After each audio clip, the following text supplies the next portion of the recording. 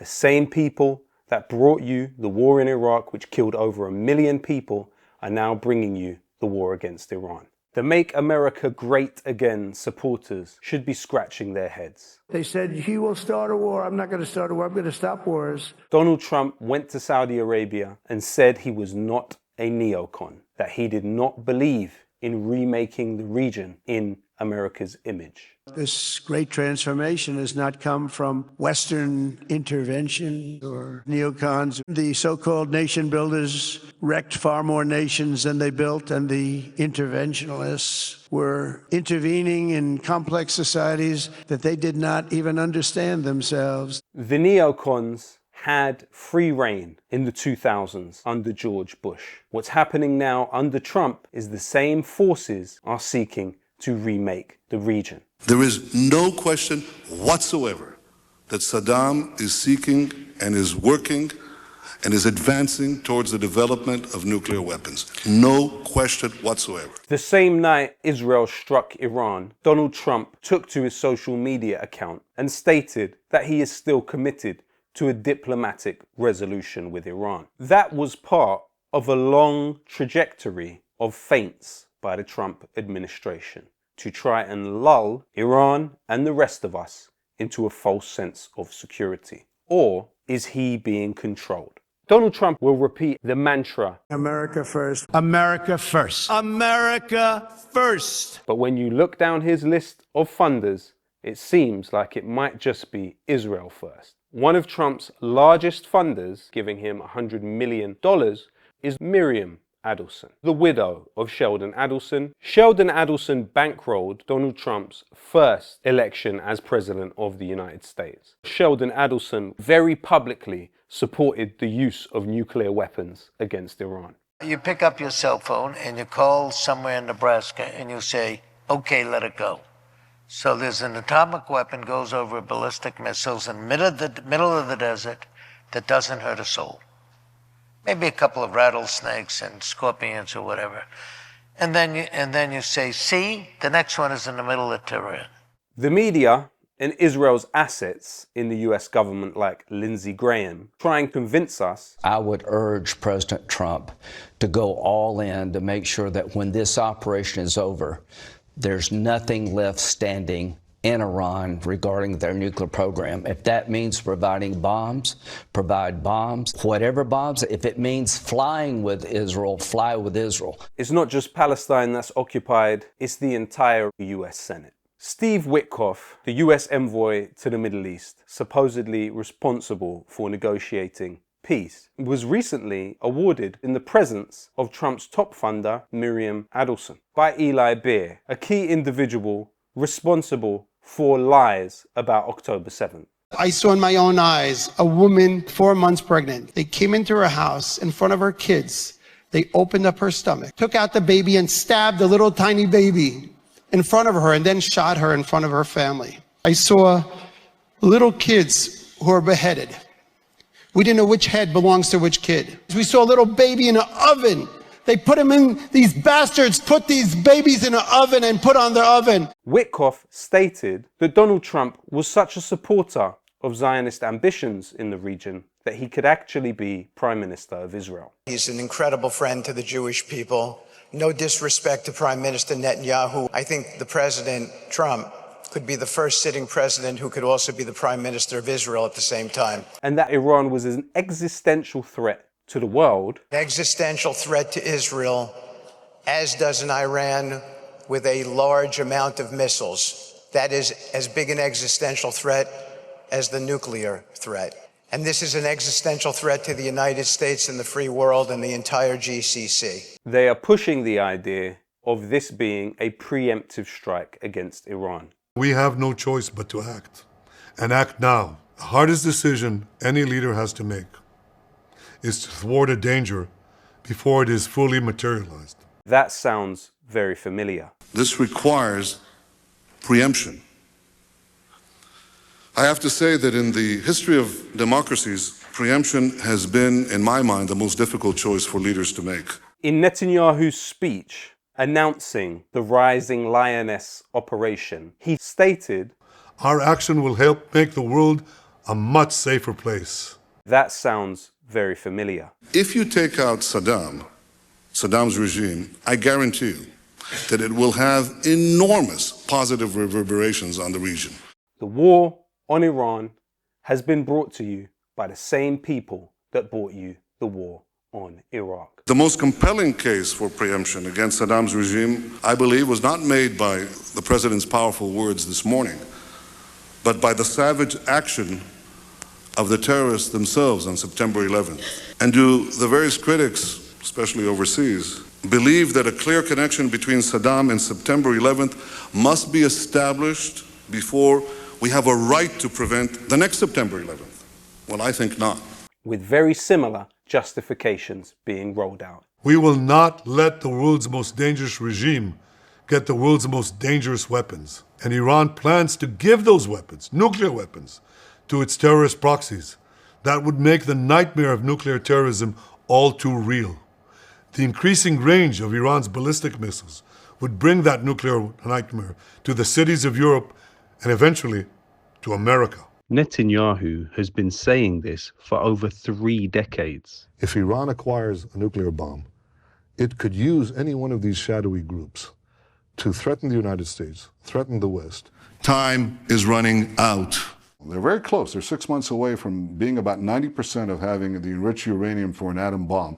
Weeks away from having the fissile material for an entire arsenal of nuclear bombs. They have the wherewithal, the stored up, preserved knowledge to make a bomb very quickly. And if not stopped, Iran could produce a nuclear weapon in a very short time. It could be a year, it could be within a few months, less than a year. A main lobby group pushing for this war for many, many years is United Against a Nuclear Iran. This organization is full to the brim of former Israeli intelligence figures and key neocon actors. It is led by the brother of the man that brought us the war in Iraq, George Bush. Jeb Bush is the senior leadership of United Against a Nuclear Iran. Who else is with him in that position? None other than Mark Wallace, who was George Bush's representative at the United Nations during the war in Iraq. Also on the advisory board of this organization is Meir Dagan, who was the head of Israel's external intelligence agency Mossad during the war on Iraq. Another key creature of the US and Israeli military establishment who is featured on the advisory board is Dennis Ross, somebody who has worked closely with the Israel lobby during his time in consecutive US governments. Another key figure on the advisory board of United Against a Nuclear Iran is Zohar Palti, the former director of intelligence at Israel's external intelligence agency, Mossad. In addition to that, a key advocate of United Against a Nuclear Iran is John Bolton, the war hawk who brought us the wars under Bush. There's no question that Saddam sought weapons of mass destruction, and that is what justified his removal. In wartime, truth is so important it should be surrounded by a bodyguard of lies. Do you really believe that? Absolutely. You would lie in order to preserve the truth. If I had to say something I knew was false to protect American national security, I would do it. The overthrow of Saddam Hussein, that military action, was a resounding success. The same people that brought you the war in Iraq are now bringing you the war against Iran. The declared policy of the United States of America should be the overthrow of the mullah's regime in Tehran. Ambassador, you have long advocated for an action like the one Israel took overnight. Got to get your quick reaction to it. I think it's off to a promising start. Good to see you again, Ambassador. What do you make of this first wave of strikes by Israel? Well, thank God for Bibi Netanyahu. He has cut through the fog and done, frankly, what should have been done as long as 20 years ago. 36 million people across 3,000 demonstrations globally protested against the war in Iraq. But our political elites